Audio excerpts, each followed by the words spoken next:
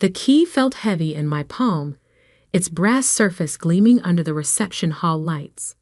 Patricia, my new mother-in-law, beamed at us with an enthusiasm that seemed slightly forced.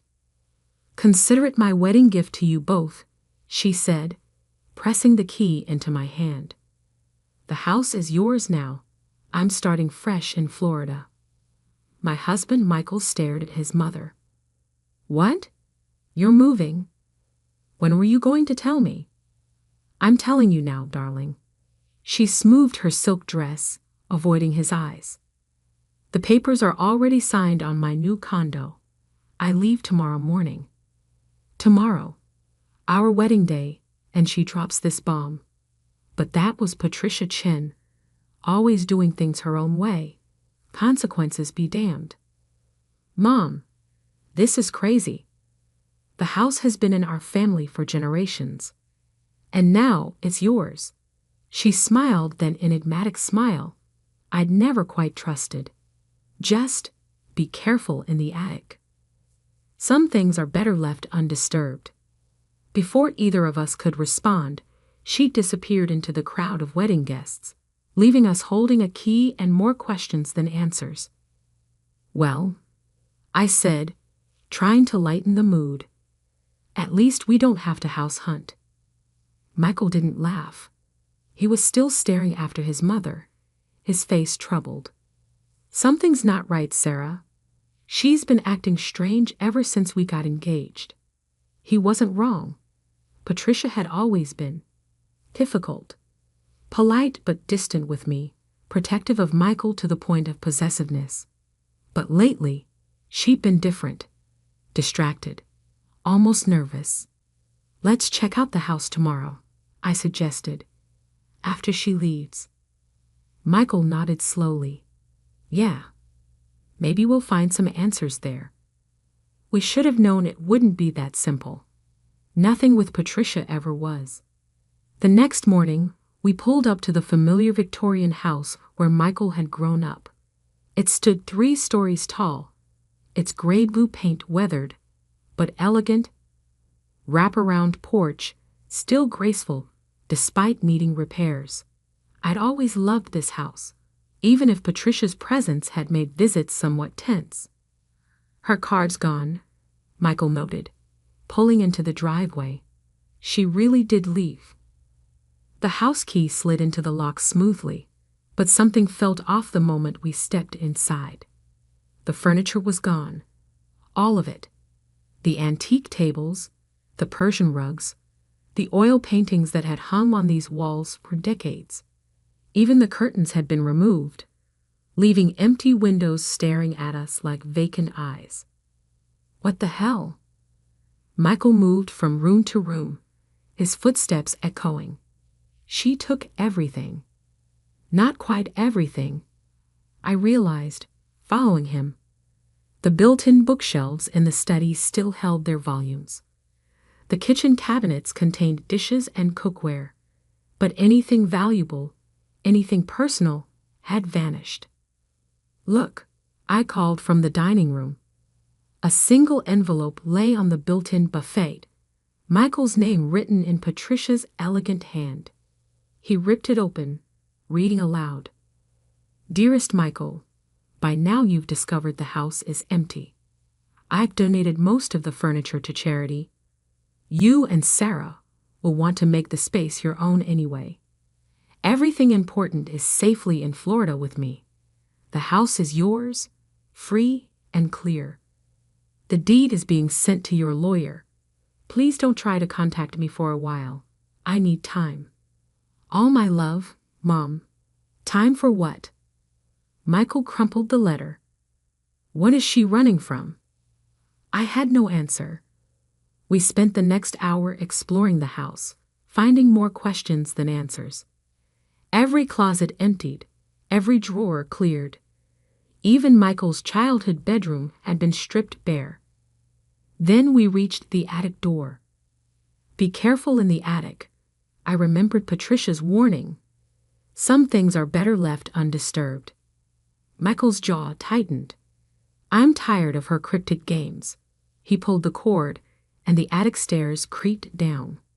The space was mostly empty, dust motes dancing in the light from the small window. A few boxes remained, labeled in faded marker. Christmas decorations, old papers, family photos. And there, in the far corner, a small wooden chest I'd never seen before. "That's new," Michael said, frowning, "or old, but I'd never seen it before." We approached together, leather shoes leaving prints in the dust. The chest was made of dark wood, intricate carvings decorating its surface. No lock, just a simple brass latch. Inside, we found only one item: a leather-bound diary, its pages yellow with age. June 15, 1992. I read from the first page. "Today, I made a choice that will haunt me forever, but I had no choice. The truth would destroy everything." Michael's face went pale. "That's the year I was born." My hands trembled as I turned the page, reading further. "The baby isn't his. George can never know. He's so happy, already planning the nursery, picking out names. How can I tell him that one mistake, one night of weakness, means the child he's so excited about isn't actually his? I'll take this secret to my grave.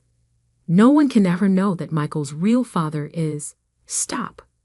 Michael's voice cracked. "I can't. I need air."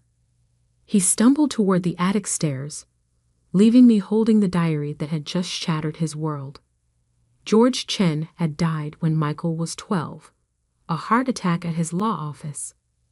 He'd been, by all accounts, a devoted father who doted on his only son. Michael had grown up believing he was exactly like his father.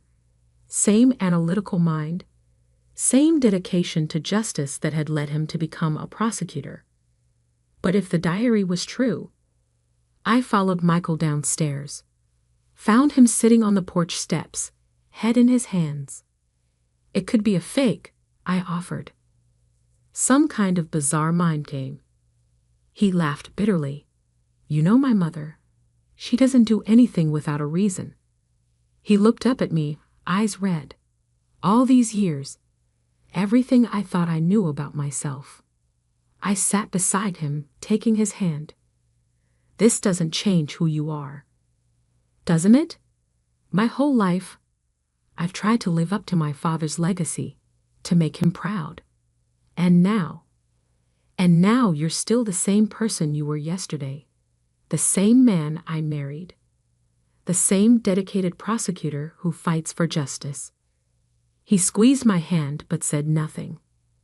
Back in the attic, I read more of the diary while Michael paced the dusty floors. Patricia's words painted a picture of a troubled marriage, a moment of weakness with a colleague, the devastating realization of pregnancy. She'd convinced herself telling the truth would destroy her family, so she buried it deep. But there was more. August 3, 1992. Robert keeps calling. Says he has a right to know about his child. I've told him to stay away, that the baby is George's, but he won't listen. Says he'll tell George himself if I don't. I'm terrified. "Robert?" Michael stopped pacing. "Robert who?" I turned more pages, scanning entries. "Wait. Here. September 1992. Robert Matthews finally agreed to stay away. The money helped. Nearly emptied my trust fund, but it was worth it to protect my family. He signed papers giving up any claim to the baby." "Matthews?" Michael's face went even paler. Not Judge Robert Matthews?" I looked up sharply. "The one you clerked for after law school." He nodded slowly. He took a special interest in my career. Mentored me. Said he saw something of himself in me. His laugh was hollow. I guess now I know why. The pieces were falling into place. Patricia's increasing anxiety as Michael's career brought him into contact with Judge Matthews. Her sudden decision to leave town just as Matthews was retiring and moving back to the area. "There's more," I said quietly, still reading. "She writes about watching you and Judge Matthews together during your clerkship. How guilty she felt seeing the connection between you, knowing she was the only one who understood why." "Stop." Michael's voice was raw. "I can't. I need to process this." We left the diary in the attic, locked up the empty house, and drove home in silence. What should have been our first day as newlyweds instead felt heavy with secrets and lies. That evening, as we sat in our apartment surrounded by wedding gifts we hadn't opened yet, Michael finally spoke. "I'm going to confront her." I looked up from the thank you note I'd been pretending to write. "Are you sure?" "I need answers. Real ones. Not just what's in that diary." He pulled out his phone. "Her new address has to be on the deed paperwork, right?" "Michael, wait." I covered his hand with mine. "Maybe we should take some time. Think this through. I've had a lifetime of lies. I'm done waiting." But when he called his lawyer, we hit our first obstacle. The deed hadn't been filed yet. No paperwork had been submitted at all. "What do you mean? No paperwork?" Michael demanded. "She said it was all handled." More calls followed. Patricia's phone was disconnected. The realtor who'd supposedly handled her Florida condo purchase didn't exist. Every lead we followed evaporated like smoke. "She's running," Michael realized. But from what? Or who? I thought about the diary entries, the mentions of Robert Matthews, the timing of everything. "When does Judge Matthews officially retire?" I asked. "Next week. There's a big retirement party." Michael's eyes widened. "You think she's afraid he'll finally tell the truth? Or that you'll figure it out yourself, now that you'll be seeing more of him socially instead of just professionally?" Michael was already reaching for his keys. "We need to talk to him. Now. It's almost midnight." "I don't care. I need answers." I couldn't argue with the desperation in his voice. Within minutes, we were in the car, heading toward the affluent suburb where Judge Robert Matthews lived. The house was dark when we arrived, no cars in the circular driveway. "Maybe this isn't such a good idea," I started to say, but Michael was already out of the car, striding toward the front door. Before he could ring the bell, a voice called from the darkness. "I wondered when you'd come." We both spun around. Judge Matthews stepped out of the shadows by the garage, still wearing his court suit despite the late hour. "Your mother called," he said quietly. "Told me about the diary." Michael's hands clenched into fists. "So it's true?" The judge nodded slowly. "You can see it, can't you? The resemblance? Everyone always said you looked just like George. But," he gestured to his own face, "the same strong jaw, the same deep-set eyes that I suddenly realized Michael shared. Why didn't you ever tell me? Your mother made me promise, said it would destroy your relationship with George, with the whole Chen family. And she was right. George was a better father than I could have been. That wasn't your choice to make." Michael's voice shook with anger. "Either of you." "No," Matthews agreed. "It wasn't. But we thought we were protecting you." "Protecting me?" "By lying to me my entire life." A car turned onto the street, headlights sweeping across us. Matthews stepped back into the shadows. "Not here," he said urgently. "Come inside. There's more you need to know." We followed him into the house, into a study lined with law books and framed photographs. And there, on his desk, sat an identical diary to the one we'd found in Patricia's attic. She wasn't the only one who kept records. Matthews said quietly, "Sit down, Michael. This is going to be a long night." Judge Matthews pulled his own diary from the desk drawer, its leather binding worn with age. "Before I show you this, you need to understand something. Your mother isn't just running from the truth about your parentage. She's running from something much worse." Michael sat rigid in the leather armchair, his face a mask of controlled emotion. "What could be worse than lying to me my entire life?" Matthews sighed heavily. "The night you were conceived, it wasn't just a simple affair. Your mother came to my office late one evening, distraught. George had discovered some discrepancies in the family trust accounts. Money missing, unexplained transfers. He was planning to launch an investigation." "What does this have to do with anything?" Michael demanded. "Everything." Matthews opened his diary. "Your mother was embezzling from the family trust. Had been for years, covering her tracks with fake investments, doctored statements. George was close to discovering it all.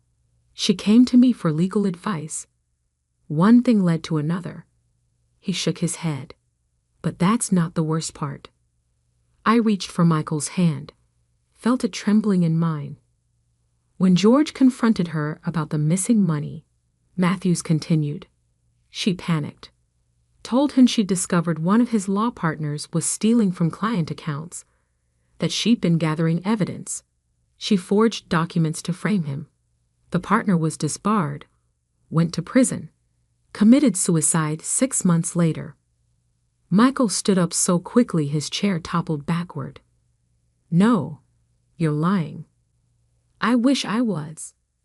Matthews pulled a file from his desk. "Here's the proof. The original documents, the evidence of her forgeries. I kept it all, telling myself it was protection in case she ever tried to deny my connection to you. But really, I was just a coward, unwilling to face what I'd helped cover up." I watched the color drain from Michael's face as he read through the file. As a prosecutor, he dealt with evidence of crimes every day. He knew authentic documents from forgeries. And these were real. "Dad's heart attack," he said numbly. "It wasn't just stress from work, was it?" Matthews looked away. George had finally figured it out. All of it. The embezzlement, the frame job, your true parentage.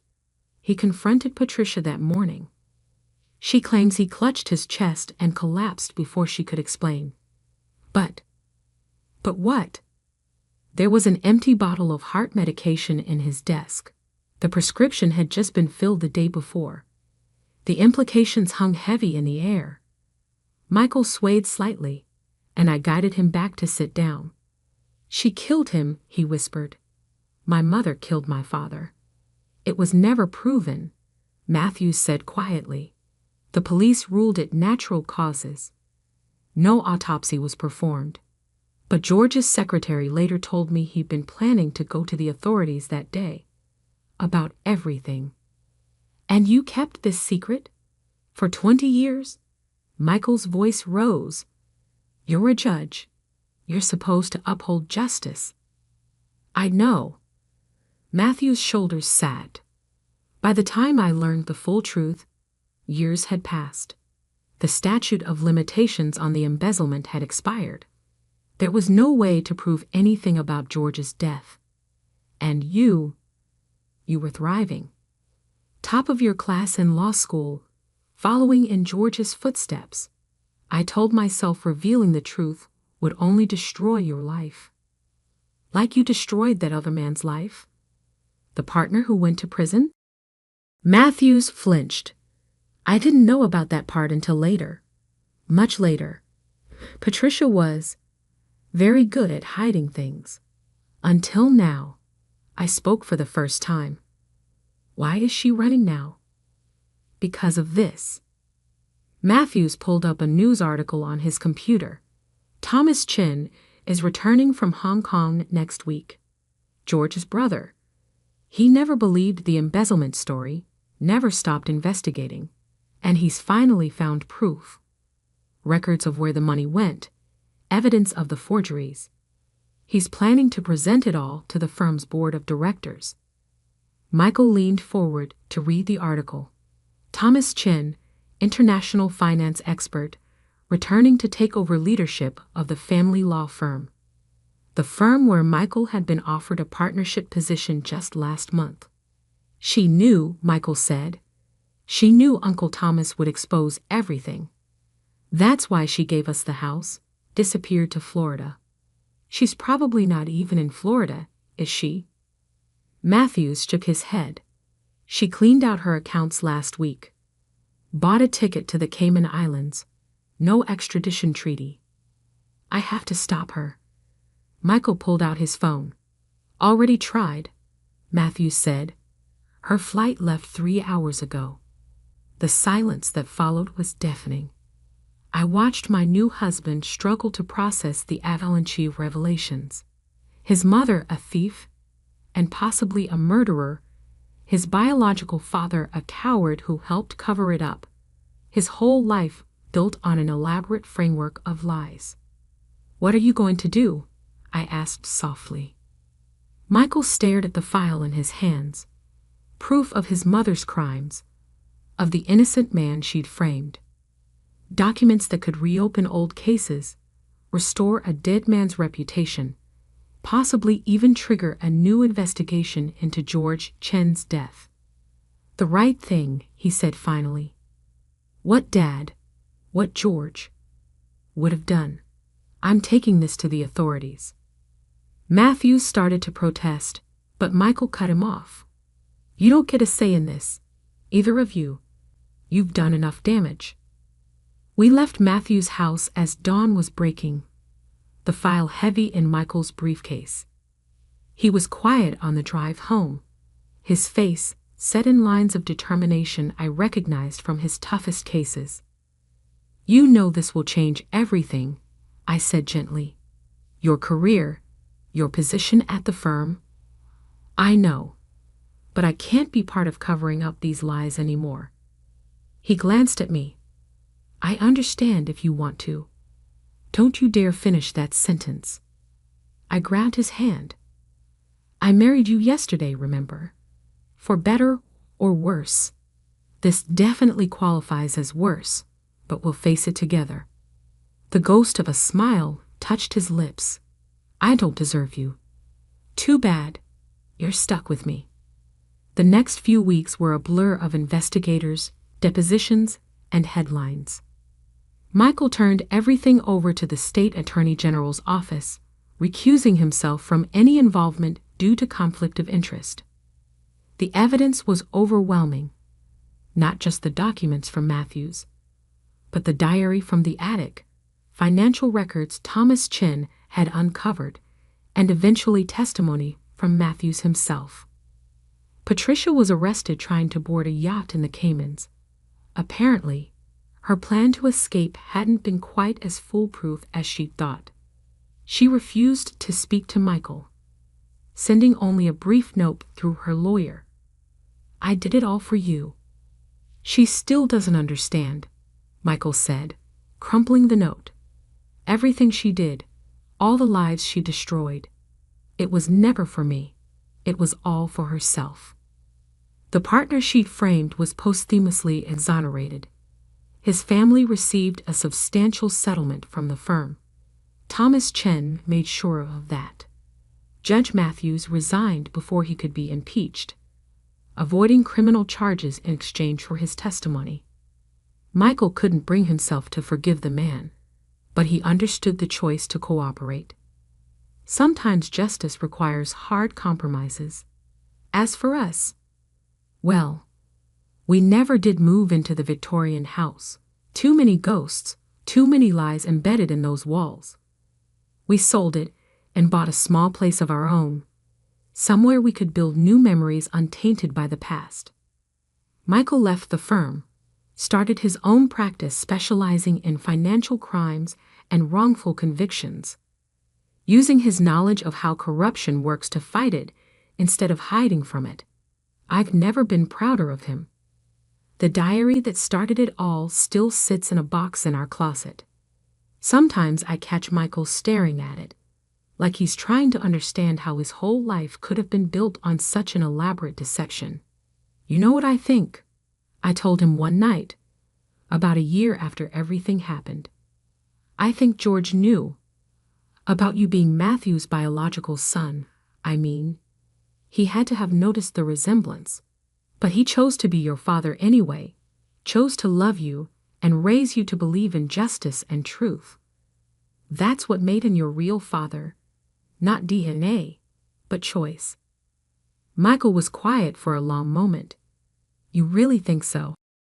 I do, and I think he'd be proud of what you did, of choosing truth over lies, justice over family loyalty. You're his son in all the ways that matter. Patricia was sentenced to 15 years for the embezzlement and fraud. The investigation into George's death was reopened, but there wasn't enough evidence to prove anything beyond reasonable doubt. Some mysteries remain unsolved. 2 years after our wedding day, we finally had the celebration we should have had then, a renewal of vows, surrounded by true family and friends. Thomas Chen stood in as Michael's best man. Matthews wasn't invited. As we exchanged rings again, I looked at my husband, this man who had faced the destruction of everything he thought he knew about himself and emerged stronger, more committed to truth and justice than ever. For better or worse, I repeated, meaning it even more now than the first time. For truth and justice, he added with a small smile. And love, I finished. Always love. Because in the end, that's what saves us, not the lies we tell to protect ourselves, but the truth we face together, and the love that helps us survive it. The Victorian house was eventually torn down, replaced by a community center that offers free legal aid to those who need it most. Michael volunteers there sometimes, helping people navigate the complex legal system that once helped hide his mother's crimes. Life has a way of coming full circle sometimes. Last week, we found out I'm pregnant. Sitting in the doctor's office, looking at the ultrasound, Michael squeezed my hand. No secrets, he said quietly. We tell them everything, age appropriate of course, but no lies. No lies, I agreed. Just love. Because that's the real legacy we want to pass on. Not money or property or even a prestigious family name, but the simple, powerful truth that love combined with honesty is stronger than any convenient lie. The key Patricia gave us at our wedding sits in a frame on our wall now, not as a reminder of what we lost, but of what we found. The courage to face truth, the strength to choose justice, and the love that makes it all worthwhile. Sometimes the most valuable wedding gifts aren't the ones we expect. Sometimes they come disguised as disasters, as revelations that shatter our world. But if we're brave enough to face them, to build something new from the ruins of what we thought we knew, they can lead us to exactly where we need to be.